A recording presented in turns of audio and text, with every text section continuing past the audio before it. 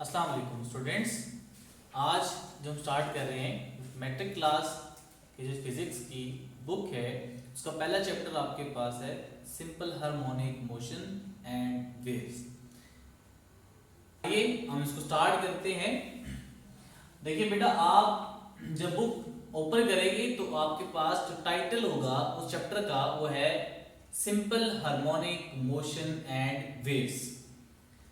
अगर आप इस चैप्टर के ऊपर थोड़ा सा गौर करें तो ये हमें इस बात की निशानदेही बता रहा है, इंडिकेट कर रहा है कि इस चैप्टर में दो पार्ट्स आपके पास होंगे। पहला पार्ट सिंपल हार्मोनिक मोशन वाला और जो सेकंड पार्ट होगा वो आपके पास कौन सा है, वेव्स वाला। बजाय वेव्स को डिस्कस करने के जो कि हमारे हाफ चैप्टर के बाद हमारे पास आएगा, हम पहले थोड़ा बहुत इंट्रोडक्शन इस चैप्टर के टाइटल के बारे में पढ़ लेते हैं। अब देखिए जो आपके पास है SHM, इसका मतलब है सिंपल हार्मोनिक मोशन। और सिंपल हार्मोनिक मोशन को डिस्कस करने से पहले आपने बेटा क्लास 9th में दो चीजें पढ़ी थी। एक आपने पढ़ा था रेस्ट, दूसरा बेटा आपने पढ़ा था मोशन, और फिर आपने बेटा जो उसकी टाइप्स ऑफ मोशन पढ़ी थी जिसमें आपने एक टाइप पढ़ी थी जो कि थी वाइब्रेटरी मोशन, या फिर उसको नाम दिया जाता है ऑसिलेटरी मोशन का। ठीक है, तो वाइब्रेशन आपके पास क्या होती है? जब आप किसी भी बॉडी को डिस्प्लेस कर लेते हैं एक पॉइंट से, जो कि मीन पॉइंट आपके पास होता है, एक एक्सट्रीम पॉइंट पे ले जाएं, जैसे आप उसको छोड़ेंगे तो वो वापस अपनी मीन पोजीशन पे आएगा एंड देन मीन पोजीशन से दोबारा डिस्प्लेस होके अनदर एक्सट्रीम पोजीशन की तरफ चला जाएगा। तो ये प्रोसेस यानी रिपीटिशन होती रहेगी।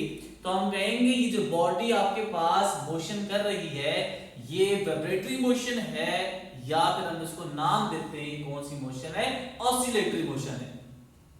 अब सिंपल हार्मोनिक मोशन भी यही आपके पास types of a very special oscillatory motion है कि ये इसमें मेन बात ये कि जब आप फोर्स अप्लाई करते हैं किसी भी ऑब्जेक्ट के ऊपर या किसी भी बॉडी के ऊपर, तो वो एक डिस्प्लेसमेंट x कवर कर लेता है in the direction of the force.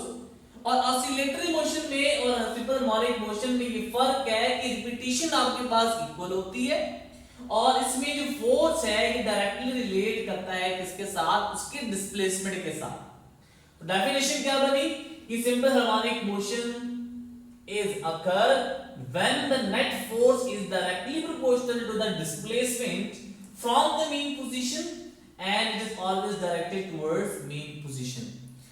याद रखिए हमेशा जो डिस्प्लेसमेंट आपके पास होगी ये डायरेक्टली प्रोपोर्शनल है किसके, फोर्स के।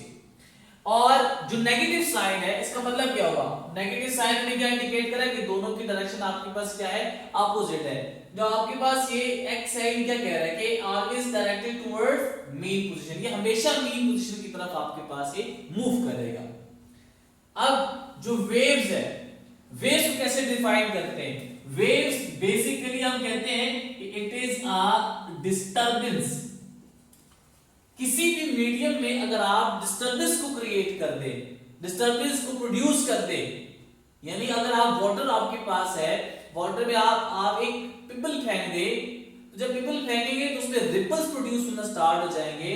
आपने उस वाटर मीडियम को डिस्टर्ब कर दिया है तो उस डिस्टरबेंस का नाम क्या कहलाता है, वेव्स का नाम कहलाता है। और वेव्स आगे हम पढ़ेंगे भी हमेशा एनर्जी को कैरी करते हैं, मास को कैरी नहीं करते, जो कि आगे हम पढ़ेंगे भी डिटेल के साथ।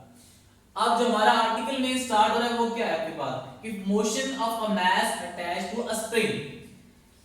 बड़ा इंपॉर्टेंट टॉपिक है और बड़ा important questions long question board point of view से आता है कि prove that motion of a mass attached to a spring is a simple harmonic motion. इसी तरह जो आपका सिंपल पेंडुलम है उसका भी यही क्वेश्चन बनेगा कि prove that motion of a simple pendulum is a simple harmonic motion. चाहे मास अटैच्ड टू द स्प्रिंग हो या सिंपल पेंडुलम हो, उसमें आपने कंडीशन ये वाली वेरीफाई करानी है। ये जो कंडीशन है कि a is proportional to -x, this is the condition of a simple harmonic motion। अगर कोई भी एग्जांपल इस सिंपल हार्मोनिक मोशन की कंडीशन को सेटिस्फाई कर लेगी तो हम कहेंगे कि ये एग्जांपल है किसकी, सिंपल हार्मोनिक मोशन की। और अगर ये जस्टिफाई नहीं होगी तो हम कहेंगे कि ये सिंपल हार्मोनिक मोशन की एग्जांपल नहीं है। अब देखिए कि जो आपका ये आर्टिकल है इसमें आपको दो मेन चीज रिक्वायर्ड होगी। एक आपके पास क्या होगा, स्प्रिंग, और दूसरा आपके पास कौन सा है, मैस, जो कि आपने उस स्प्रिंग के साथ क्या करना है, अटैच करना है। अब डायग्राम देख लेते हैं। अब ये कोई भी आपके पास एक स्प्रिंग है और उसके साथ आपने मैस m को क्या किया हुआ है, अटैच किया हुआ है। अब इस कंडीशन में जो पहले आपके पास फिगर है, इस पहले फिगर में आप इसके ऊपर फोर्स अप्लाई नहीं कर रहे। फोर्स जब अप्लाई नहीं कर रहे तो इसका मतलब क्या हुआ कि जो बॉडी है वो किस स्टेट में है, स्टेशनरी स्टेट में है या फिर रेस्ट स्टेट में है, यानी वो मूव नहीं कर रही, अपनी पोजीशन से चेंज नहीं हो रही। तो इसका मतलब है कि यहां पे x, याद रखिए कि x हमें इंडिकेट कर रहा है किसको, डिस्प्लेसमेंट को, कि x की वैल्यू यहां पे क्या है, 0, because there is no force acting on that mass which is attached to a spring. अब हम क्या करें, इस मास को यहां से टुवर्ड्स राइट साइड में फोर्स लगाएं। तो जब आप फोर्स लगाएंगे टुवर्ड्स राइट साइड पे तो स्प्रिंग की लेंथ में क्या होता जाएगा, इजाफा होता जाएगा। Why? Because क्योंकि जो स्प्रिंग है इसको हम कहते हैं कि इलास्टिक मटेरियल है, इलास्टिसिटी की प्रॉपर्टी को शो करता है। तो जब आप फोर्स लगाएंगे तो टुवर्ड्स राइट साइड में इसकी लेंथ में क्या होता जाएगा, इजाफा होता जाएगा। अब जिस पॉइंट के ऊपर ये पहुंच गया इसको हम नाम देते हैं, कौन सा पॉइंट है, एक्सट्रीम पॉइंट है या एक्सट्रीम पोजीशन है, और उसको हम नाम देते हैं कि कौन सा है, ए है। अब मेन पोजीशन से इस ए पोजीशन तक उसने डिस्प्लेसमेंट x कवर कर लिया, ठीक हो गया। अब बेटा यहां पे आप जैसी फोर्स यहां पे हटा देंगे, जब फोर्स आप हटा देंगे तो ये जो मास फ्रॉम पोजीशन ए जो कि एक्सट्रीम है उससे मूव करेगा टुवर्ड्स मीन पोजीशन ओ, लेकिन जैसे ही ये मीन पोजीशन ओ की तरफ पहुंचेगा, बजाय मीन पोजीशन पे रुकने के वो क्या करेगा, इनर एक्सट्रीम पोजीशन की तरफ मूव कर लेगा, जो कि आपने नाम दिया हुआ है उसको बी का। अब ये जो मास अटैच जो स्प्रिंग था ए से टुवर्ड्स मीन पोजीशन पे जब मूव कर रहा था तो ये मीन पोजीशन पे रुका क्यों नहीं। अब इसका आंसर क्या है कि बेटा दो बातें हैं जिसकी वजह से ये मीन पोजीशन पे नहीं रुका। सबसे पहले आपके पास जो प्रॉपर्टी है जो उसको हमने 9th क्लास में पढ़ा था चैप्टर 3 में, जो कि आपके पास थी इनर्शिया। और इनर्शिया आपके पास क्या थी कि वो बॉडी के ऊपर जो भी आप फोर्स लगाना चाहते हैं तो वो एक्सटर्नल एक ऐसी आपके पास जो फोर्स है उसको अपोज करता है, वो चेंज को क्या करता है, अपोज करता है। तो एक इनर्शिया, क्योंकि बॉडी ऑलरेडी मूव कर रही है, in the state of motion है, तो वो कभी नहीं चाहेगी कि वो स्टेट ऑफ रेस्ट पे आ जाए। तो पहले आपके पास बात क्या होगी कि ये मीन पोजीशन पे ना रुकने की वजह क्या होगी, इसकी इनर्शिया की वजह से। दूसरी मेन बात जो आपके पास है वो है due to the restoring force. Restoring force क्या है, रिस्टोरिंग फोर्स एक ऐसी फोर्स है जब आप किसी भी बॉडी को मीन पोजीशन से एक्सट्रीम पोजीशन की तरफ लेके जाते हैं, जो कि आपके यहाँ पे स्प्रिंग है, तो स्प्रिंग में आपके पास एक फोर्स स्टोर हो जाती है, एनर्जी स्टोर हो जाती है, और वो एनर्जी वो यूटिलाइज करता है जब आप इस ए पोजीशन से इसको फोर्स हटा देते हैं और मीन पोजीशन पर जब मूव करता है तो वो उस मीन पोजीशन से अनदर एक्सट्रीम पोजीशन बी की तरफ मूव कर लेता है। अब देखिए रिस्टोरिंग फोर्स की डेफिनेशन क्या होगी कि ऑलवेज पुशेस और pulls the object performing oscillatory motion towards mean position. यानी फॉर एग्जांपल आपने इस मीन पोजीशन से एक्सट्रीम पोजीशन की तरफ ले गए, अब रिस्टोरिंग फोर्स का काम क्या है कि वो उस ऑब्जेक्ट को एक्सट्रीम पोजीशन से मीन पोजीशन की तरफ क्या करेगा, वो अट्रैक्ट करेगा। तो ये रिस्टोरिंग फोर्स और इनर्शिया की प्रॉपर्टी की वजह से ओ पोजीशन जो कि मीन पोजीशन पे है वो नहीं रुकता और आगे अनदर एक्सट्रीम पोजीशन बी की तरफ मूव कर जाता है। अब देखिए ये आपके क्या था, इंट्रोडक्शन पार्ट था। अब हम एक जो कि हमारे पास कंडीशन थी a is proportional to -x, हम उसको जस्टिफाई करने जा रहे हैं, डिराइव करने जा रहे हैं, और बाद इस रिजल्ट के मुताबिक हम कहेंगे कि ये आपके पास SHM की एग्जांपल है या नहीं। अब उसमें पहले आपके पास जो हेल्प लेनी पड़ेगी वो आपको लेनी पड़ेगी हुक्स लॉ से। क्लास 9th में आपने हुक्स लॉ पढ़ा था कि stress is directly proportional to the strain. तो बेटा यही बात है, आज जब यहाँ पे फोर्स F लगा रहे हैं, O से A की तरफ मूव करा रहे हैं, तो ये जो आपके पास फोर्स F है, ये आप क्या लगा रहे हैं, उसके ऊपर स्ट्रेस लगा रहे हैं। अब स्ट्रेस लगाने की वजह से इस स्प्रिंग की इलॉन्गेशन हुई है, लेंथ में इजाफा हुआ है, यानी लेंथ में चेंज आया है। और चेंज का नाम आपने 9th क्लास में क्या दिया था, चाहे वो लेंथ में आता है, शेप में आपके पास हो या वॉल्यूम में हो, तो हम उसको नाम देते थे कि ये आपके पास क्या है, स्ट्रेन है। अब स्ट्रेन इन अ सॉलिड, ये आपके पास स्टेटमेंट है, डेफिनेशन है हुक्स लॉ की, strain in a solid is directly proportional to the applied stress within its elastic limit. यानी सिंपल जुबान में आप इसको ये भी कह सकते थे, जो कि क्लास 9th में था, stress is directly proportional to the strain. और यहां भी स्ट्रेस आपके पास क्या है, फोर्स, और change in length that is x, x आपके पास यहां पे क्या है, स्ट्रेन है। मैथमेटिकल फार्मूला आपके पास क्या है, F is proportional to minus x, यानी force is directly proportional to the x and negative sign shows the direction of the force and displacement which is opposite। जब आप प्रोपोर्शनैलिटी साइन को हटाएंगे तो एक इक्वालिटी का साइन, तो कोई कांस्टेंट लगाना पड़ता है जो कि फेज का कानून है। So F is equals to minus K X. अब जो आपने ये के लगाया हुआ यहाँ पे, ये के आपके पास क्या है, ये प्रोपोर्शनैलिटी कांस्टेंट है। अगर हम इसका फार्मूला फाइंड आउट करना चाहते हैं, हम क्या करते हैं, मैग्नीट्यूड इसका ले लेते हैं, तो आपके पास क्या बनेगा, k is equals to f divided by x।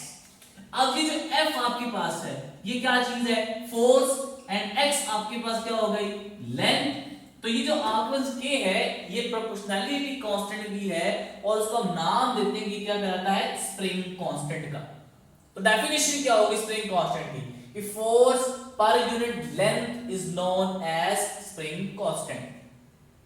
अब हमें स्प्रिंग कांस्टेंट की जरूरत कहां पड़ती है, और ये क्या चीज है, स्प्रिंग कांस्टेंट बेसिकली मेजर करता है स्टिफनेस ऑफ द स्प्रिंग को। अब स्टिफनेस ऑफ द स्प्रिंग किस तरह भी पता चलेगा, कि आपके पास किसी भी स्प्रिंग की स्प्रिंग कांस्टेंट की वैल्यू ज्यादा है या कम है। तो जिस स्प्रिंग का स्टिफनेस ज्यादा होगी, उसका मतलब है कि उसकी जो स्प्रिंग कांस्टेंट की वैल्यू है वो भी क्या होती जाएगी, ज्यादा होती जाएगी। और चूंकि सॉफ्ट स्प्रिंग होता आपके पास है, तो उसकी वैल्यू क्या हो जाएगी, उससे डिफरेंट होती जाएगी। ठीक है, अब ये F is equals to minus K x, इसको हम नाम देते हैं कि आपके पास क्या इक्वेशन A है। अब आपने बेटा क्लास 9th में एक लॉ पढ़ा था जिसको हमने कहा था Newton second law of motion. अब Newton second law of motion क्या था, कि जब आप किसी भी ऑब्जेक्ट के ऊपर फोर्स लगाते हैं, तो ये ऑब्जेक्ट इस पोजीशन से दूसरी पोजीशन की तरफ एक्सेलरेट होता है, और एक्सेलरेशन मास और फोर्स के दरमियान हमें Newton second law of motion relation बताता था। जब आप इस स्प्रिंग के ऊपर फोर्स लगाते हैं, तो जाहिर बात है वो अपनी मेन पोजीशन से एक्सट्रीम की तरफ जा रहा होता है, एक्सेलरेट होता है। तो इसका मतलब क्या हुआ, कि यहां पे हम Newton second law of motion से भी हेल्प ले सकते हैं। So according to Newton second law of motion, F is equals to ma, इसको मैं नाम दे देता हूं, ये आपके पास क्या इक्वेशन B है। अब कंपेयर करें जरा इक्वेशन A को और इक्वेशन B को, तो लेफ्ट हैंड साइड दोनों की आपके पास क्या है, फोर्स है, तो हम कंपेयर कर सकते हैं। तो आपके पास क्या बनेगा, ma is equals to minus K X. अब ये जो m है लेफ्ट साइड पे, आप राइट साइड पे लेके जाके इसको क्या कर सकते हैं, डिवाइड हो जाएगा। तो ये बनेगा a is equals to minus k divided by m into x. अब इस इक्वेशन में देखिए जरा, a आपके पास क्या है, एक्सेलरेशन, जो कि चेंज हो सकता है, वेरिएबल हो सकता है। स्प्रिंग कांस्टेंट k, जो आपने यहां पे स्प्रिंग यूज किया हुआ है, आप उसको चेंज नहीं कर रहे, तो स्प्रिंग कांस्टेंट की वैल्यू आपके पास यहां पे क्या है, कांस्टेंट है, वो चेंज नहीं हो रही, तो k आपके पास यहां क्या हो गया, कांस्टेंट हो गया। अब जो मास आपने इस स्प्रिंग के साथ अटैच किया हुआ है, तो वो स्प्रिंग के साथ जो मास अटैच्ड है, आपने 5 kg का एक दफा लगा लिया, तो 5 kg का यहां भी है, यहां भी है, तो वो भी चेंज नहीं हो रहा। तो इसका मतलब क्या होगा कि k भी कांस्टेंट हो गया, m भी कांस्टेंट हो गया। x चेंज हो सकता है, ज्यादा हो सकता है, कम हो सकता है। अब देखिए कि ये दोनों वैल्यू क्या होगी, कांस्टेंट। तो उसका मतलब है कि जिस तरह आप 2 को 2 से डिवाइड करते हैं तो आंसर आपके पास क्या आता है 1, तो वो भी कांस्टेंट नंबर है। तो मतलब दो कांस्टेंट वैल्यूज आपस में डिवाइड हो रही है तो आंसर भी क्या आएगा आपके पास, एक कांस्टेंट नंबर आ जाएगा। तो मैं इसको लिख सकता हूं कि a is equals to minus constant into x। अब जो आप क्या करेंगे, अब देखिए बेटा कि जैसे ही हमें यहां पे प्रोपोर्शनैलिटी साइन को हटा के एक इक्वालिटी साइन लगाया हुआ था और एक कांस्टेंट लगाया हुआ था, तो रिवर्स प्रोसेस भी तो हम कर सकते हैं कि एक इक्वालिटी का साइन और ये जिसपे कांस्टेंट आप यहां पे k लगाया हुआ है, आप इसको हटा के प्रोपोर्शनैलिटी साइन भी तो लेके आ सकते हैं। तो हमने यहां पे क्या किया कि इक्वालिटी साइन को हटा दिया और कांस्टेंट को हटा दिया, उसकी जगह में क्या लगा दिया, प्रोपोर्शनैलिटी साइन, और acceleration as it is minus sign as it is आपके पास मौजूद है, और जो आपका x है जो कि डिस्प्लेसमेंट है वो आपके पास एज इट इज मौजूद है। तो अगर आप ये इक्वेशन देखें और ये इक्वेशन देखें तो ये दोनों इक्वेशन की शेप एक जैसी है, तो हम कह सकते हैं कि हमने प्रूव कर लिया कि ये जो कंडीशन है ये सिंपल हार्मोनिक मोशन की है। और इस बेस के ऊपर हम कह सकते हैं, हमने प्रूव कर लिया कि mass attached to a spring is an example of the simple harmonic motion। यहां तक बात उम्मीद है आपको समझ आई होगी। अब हम क्या करते हैं कि हम जो फोर्सेस लगा रहे हैं इसके ऊपर, इसके साथ जो क्वांटिटीज वेरी कर रही है, जो रिलेट हो रही है, हम वो देखते हैं कि मीन पोजीशन के ऊपर वो वैल्यू क्या होगी और एक्सट्रीम पोजीशन के ऊपर वो वैल्यू क्या होगी। तो अब हम कहते हैं कि जो एनर्जी है वो किस तरह वहां पे law of conservation of energy conserve रहता है, और law of conservation of energy conserve रहने का मतलब क्या हुआ कि energy can neither be created not destroyed but it can be transferred from one form to another, यानी एक फॉर्म से दूसरी फॉर्म में हम क्या कर सकते हैं, उसको चेंज कर सकते हैं, कन्वर्ट कर सकते हैं, लेकिन उसको खत्म नहीं किया जा सकता। अब देखिए फॉर एग्जांपल आपके पास स्प्रिंग था, ये मेन पोजीशन O है, ये आपके पास पोजीशन B है, और ये एक्सट्रीम पोजीशन आपके पास क्या है A। तो जब आपने इसके ऊपर फोर्स लगाई टुवर्ड्स एक्सट्रीम पोजीशन A, तो आप देखिए कि मेन पोजीशन पे x की वैल्यू क्या है 0। जब आप एक्सट्रीम की तरफ जा रहे हैं तो x की वैल्यू आपके पास क्या हो रही है, इंक्रीज होती जा रही है। इसी तरह जब आप मेन पोजीशन की तरफ वापस आएंगे तो x की वैल्यू क्या करेगी, डिक्रीज करेगी। अब O से जब आप B दोबारा जाएंगे इस तरह, तो फिर भी x की वैल्यू क्या हो रही है, इंक्रीज हो रही है। और जब आप दोबारा B से O आएंगे तो x की वैल्यू दोबारा क्या होती जाएगी, डिक्रीज होती जाएगी। अब एक बात बड़ी इंपॉर्टेंट है बेटा, याद रखनी है कि बेटा एक आपके पास होता है x, एक बेटा आपके पास है x नॉट, और x नॉट को कभी हम लिखते हैं कैपिटल A। ये जो x है, x is the instantaneous displacement, ये किसी भी पॉइंट के ऊपर उस स्प्रिंग का जो कि मास अटैच्ड है उस मास की पोजीशन को लोकेट कर रहा है, उसकी इंडिकेट कर रहा है। यानी किसी भी लम्हे के ऊपर अगर आपने उसकी पोजीशन को फाइंड आउट करना है तो वो आपके पास क्या कराएगा, x कहलाएगा। लेकिन अगर आप इस मीन पोजीशन से एक्सट्रीम पोजीशन की तरफ जब जा रहे हैं तो इंटायर डिस्टेंस जब आप कंसीडर कर रहे हैं जो कि मैक्सिमम डिस्प्लेसमेंट है फ्रॉम द मीन पोजीशन, तो उसको हमने इंडिकेट किया है किससे, कैपिटल A से, या फिर उसको नाम दिया था x not which is known as amplitude of that body which is executing simple harmonic motion. अब एनर्जी कंजर्वेशन, ये बड़ा टेबल आपके पास है जिससे आप इसको क्या कर सकते हैं, याद रख सकते हैं। सबसे पहले देखिए क्वांटिटी नेम, और दूसरे आपके पास क्या है, मीन पोजीशन के ऊपर और एक्सट्रीम पोजीशन के ऊपर। क्वांटिटी में सबसे पहले हम स्टार्ट करते हैं किससे, वेलोसिटी से। वेलोसिटी की वैल्यू आपके पास यहां पे मीन पोजीशन पे क्या होगी, मैक्सिमम हो जाएगी, क्योंकि जब आप क्या ये A से B की तरफ जा रहे हैं तो जब आप देखिए कि एक बॉडी है, आपने यहां पे इसको लोकेट किया, वैसे जैसे आपने छोड़ा तो यहां से जाते हुए उसकी मैक्सिमम स्पीड होती है, स्पीड इंक्रीज होती जा रही है, तो वेलोसिटी की वैल्यू मीन पोजीशन पे आपके पास क्या होगी, मैक्सिमम हो गई है। अच्छा, एक्सट्रीम पॉइंट पे क्या होगी, जब देखिए बेटा फॉर एग्जांपल अगर आप देखें कि एक बॉडी को हमने अपवर्ड थ्रो किया है तो मैक्सिमम पॉइंट के ऊपर जाने के बाद वो सर्टेन थोड़े से लंबे के लिए वो रुक जाता है। उसका मतलब है कि मैक्सिमम हाइट के ऊपर उसकी वेलोसिटी क्या हो गई, 0। अब देखिए जब आप मेन पोजीशन से एक्सट्रीम पोजीशन की तरफ जा रहे हैं, मैक्सिमम डिस्प्लेसमेंट आपने कवर कर लिया है। अब मैक्सिमम डिस्प्लेसमेंट के ऊपर वेलोसिटी की डायरेक्शन क्या हो रही है, चेंज हो रही है। तो सडन टाइम के लिए, थोड़े से लंबे के लिए वो क्या हो जाएगा, ये रुक जाएगा। तो उस टाइम उसकी वेलोसिटी क्या हो गई, 0। उसका मतलब है एक्सट्रीम पॉइंट के ऊपर आपके पास वेलोसिटी की वैल्यू क्या हो गई, 0 हो गई। अब चेंज इन वेलोसिटी, ये बात बड़ी इंपॉर्टेंट है, इसको आपने समझना है। अब देखिए बेटा फॉर एग्जांपल लेट्स से मैं आपको एग्जांपल से समझाता हूं कि बेटा आपके पास यहां से जाते हुए उसकी वेलोसिटी की वैल्यू लेट्स से 5 है और एक्सट्रीम पॉइंट से पहुंचने से पहले उसकी वेलोसिटी 5 है, एक्सट्रीम पे पहुंच के उसकी वेलोसिटी क्या हो गई, 0। इसका मतलब है जब आप चेंज फाइंड करेंगे तो ये क्या आएगा, 5 minus 0 which is equals to 5 metre per second. ये आपके पास किस पॉइंट के ऊपर होगी, ये पॉइंट की आपके पास कौन सा है, एक्सट्रीम पॉइंट। इसका मतलब क्या होगा कि डेल्टा v की value 5 minus 0 which is equals to 5 metre per second. इसी तरह अगर आप देखें कि जब एक्सट्रीम की तरफ आ रहा है, लेट्स से बेटा आपके पास ये किधर आ रहा है, एक्सट्रीम पॉइंट की, जो कि आपने क्या नाम दिया है, O का। इस पॉइंट के ऊपर उसकी वैल्यू लेट्स से मैं कहता हूं बेटा कि 4 मीटर पर सेकंड है। लेकिन जब आप यहां मीन पोजीशन की तरफ जाएंगे तो उसकी वेलोसिटी लेट्स से हम कहते हैं कितनी है, 5 मीटर पर सेकंड है। तो जब चेंज इन वेलोसिटी फाइंड करेंगे तो हम कह सकते हैं कि 5 minus 4 which is equals to 1 metre per second. तो इसका मतलब क्या हुआ कि change in velocity at mean position क्या आ रही है, मिनिमम आ रही है, और मैक्सिमम कहां पे आ रही है, एक्सट्रीम पोजीशन के ऊपर। ठीक हो गया। अब देखिए जो एक्सेलरेशन है, ये बात क्यों बताई, हमने एक्सेलरेशन को समझना है। ठीक हो गया बेटा।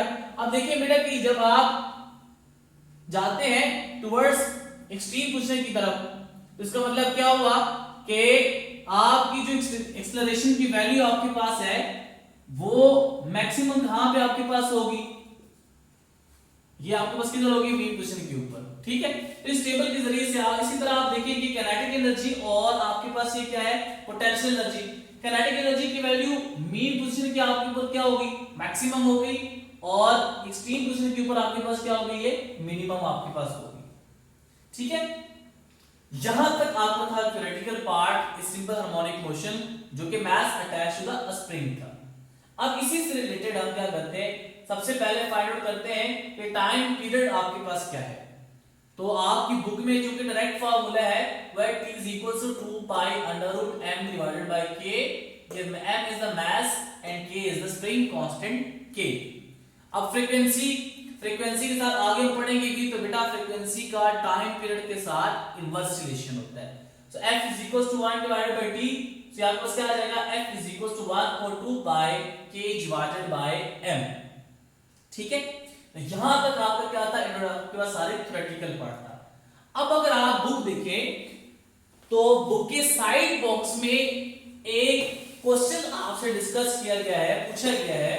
वो क्वेश्चन क्या है कि at when kinetic energy is equal to potential energy, आप फाइंड आउट करें कि उस टाइम पे डिस्प्लेसमेंट का फॉर्मूला या डिस्प्लेसमेंट की वैल्यू क्या होगी। अब देखिए गिवन कंडीशंस क्या है, काइनेटिक एनर्जी किसके बराबर है, पोटेंशियल एनर्जी के। तो बेटा आपने ये दो फॉर्मूले याद रखने हैं। वो क्या है, सिंपल हार्मोनिक मोशन के केस में पोटेंशियल एनर्जी का जो फॉर्मूला बनता है वो है P is equals to half kx square, और टोटल एनर्जी आपके पास क्या है, हाफ इंटू ka स्क्वायर।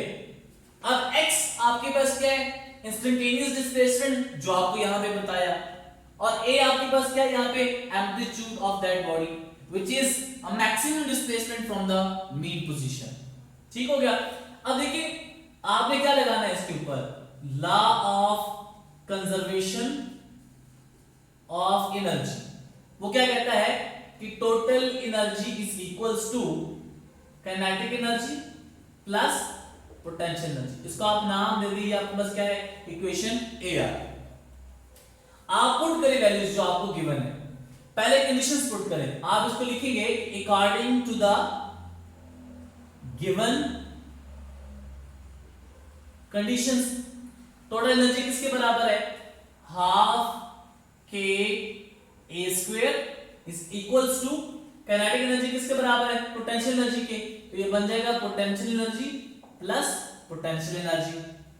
अब आप इसको लिख सकते हैं कि 1 divided by 2 k a square is equals to 2 times of potential energy. अब आप क्या करें, इस पोटेंशियल एनर्जी की वैल्यू से पुट करें, तो ये बनेगा half into k a square is equals to 2 times potential energy का फार्मूला आपके पास क्या है, 1/2 इनटू के एक्स स्क्वायर। ठीक है, अब आप इस तरह का लिख सकते हैं कि ये जो k है ये लेफ्ट हैंड साइड k से कैंसिल हो गया, ये 2 इस 2 से कैंसिल हो गया, तो मैं इसको लिख सकता हूं सिंपलीफाइड फॉर्म में a square divided by 2 is equals to, आपके साथ क्या बच गया, x स्क्वायर। अब आप क्या करें, स्क्वायर रूट दोनों साइड पे ले लें, तो ये आपके पास क्या बनेगा, इसको मैं लिख सकता हूं कि a square under root divided by under root 2 is equals to, ये आपके पास x स्क्वायर का जो 2 है वो 1/2 कैंसिल हो गया, ये क्या बच गया आपके पास x। तो जो आपके पास आंसर आ गया वो क्या हो गया, x is equals to a divided by under root 2। तो ये वैल्यू आपके पास आ गई इसकी x डिस्प्लेसमेंट की वैल्यू, कब, जब आपके पास पोटेंशियल एनर्जी किसके बराबर होती है, काइनेटिक एनर्जी के बारे में। ठीक है, तो ये आपके पास आर्टिकल था मास अटैच्ड टू द स्प्रिंग, जिससे हमने क्या पढ़ा, सबसे पहले हमने पढ़ा उसकी कंस्ट्रक्शन के बारे में, फिर हमने पढ़ा डायग्राम, फिर हमने पढ़ा हिस्टोरिक फोर्स, फिर हमने पढ़ा हुक्स लॉ, फिर उसके बाद हमने इसको फार्मूला डिराइव किया, कंडीशंस हमने प्रूव की सिंपल हार्मोनिक मोशन की, फिर उसके बाद एनर्जी कंजर्वेशन, फिर हमने टाइम पीरियड, और फिर हमने क्या पढ़ा वहां पे कि आपके पास ये क्या है कि एक क्वेश्चन हमने डिस्कस किया जो कि काइनेटिक एनर्जी अगर पोटेंशियल एनर्जी के बराबर हो तो उस केस में आपका जो एक्स डिस्प्लेसमेंट की वैल्यू है वो किसके बराबर आपके पास होती है। अब हम एक क्वेश्चंस करते हैं, बड़े इंपॉर्टेंट आपके पास क्वेश्चन है, आपकी बुक का एक शॉर्ट क्वेश्चन होगा, वो ये कहता है कि दो आपके पास स्प्रिंग है, फॉर एग्जाम्पल हम एक क्वेश्चन सॉल्व करते हैं, वो ये है कि if mass of the spring is 4 times increased, then what will be its effect on time period t। ठीक है, हमने क्या किया, क्वेश्चन क्या कह रहा है कि अगर आप किसी भी मैस जो आपने अटैच किया स्प्रिंग के साथ उसका 4 टाइम्स इंक्रीज कर दें तो टाइम पीरियड के ऊपर क्या फर्क पड़ेगा। तो देखिए हम इसको सॉल्व करते हैं। सबसे पहले आपको कंडीशन क्या गिवन है, कंडीशन ये कहता है कि आपने m2 को 4 टाइम्स इंक्रीज कर दिया किससे, m1 से, और हमारे पास फार्मूला क्या है टाइम पीरियड का, t is equals to 2 pi under root m divided by k। हम कंसीडर कर लेते हैं क्या है t1, ये हम कंसीडर कर लेते हैं आपके पास क्या है मास m1, और t2 is equals to 2 pi under root m2 divided by k। ये दो फार्मूले आपके पास हैं, इसको आप नाम दे दें इक्वेशन 1 है और इसको आप नाम दे दें आपके पास क्या इक्वेशन 2 आ गई। अब कंडीशन क्या है, m2 as m2 is equals to 4 times of m1। अब ये वैल्यूज आप यहां पे m2 की जगह पुट करें तो क्या बनेगा, t2 is equals to 2 pi under root 4m1 divided by k। ठीक है, अब आप इसको सॉल्व कर सकते हैं, ये बनेगा t2 is equals to 2 pi under root 4 under root m1 divided by k। Simple क्या किया हमने, यहाँ पे 4 को स्क्वायर रूट से और m1 को आपस में क्या कर दिया, सेपरेट कर दिया। अब ये 4 का अंडर रूट है तो इसको मैं लिखता हूँ कि t2 is equals to 2 pi under root m1 divided by के और √4i क्या बन जाएगा 2 आ जाएगा। ठीक है, अब ये जो फॉर्मूला है ये अगर आप देखें इक्वेशन 1 से वो किसके बराबर है t1 के। इसका मतलब क्या हुआ कि मैं इसको लिख सकता हूं कि t2 is equal to 2 times of t1। तो कंक्लूजन क्या हो यहां से कि अगर आप मैथ्स को इंक्रीज करेंगे 4 टाइम्स तो टाइम पीरियड जो नया आएगा आपके पास वो 2 टाइम्स ग्रेटर होगा पहले के टाइम पीरियड से। इसका मतलब क्या हुआ कि टाइम पीरियड डिपेंड करता है किसके ऊपर, मैथ्स के ऊपर। अगर मैथ्स को आप इंक्रीज या डिक्रीज करेंगे तो उसकी करस्पॉन्डिंग आपके पास टाइम पीरियड की वैल्यू भी डिक्रीज या इंक्रीज कर सकती है। तो उम्मीद है आपको ये लेक्चर समझ आया होगा और पसंद आया होगा। इंशाल्लाह बाकी आगे डिस्कस करेंगे तो फिर मुलाकात होगी, तब तक के लिए अल्लाह हाफिज।